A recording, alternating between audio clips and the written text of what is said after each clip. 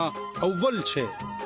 આ પ્રદેશના લોકો ભોળા, પરિશ્રમી અને ઉત્સવ પ્રેમી, મેળામાં મહાલતા, હસમુખા, વનપ્રેમી કહેવાય છે.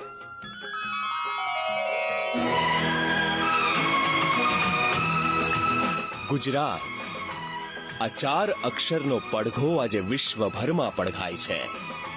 છેલ્લા 2 દાયકાઓથી અભૂતપૂર્વ વિકાસ થકી ગુજરાત ભારતનું ગ્રોથ એન્જિન બન્યું છે.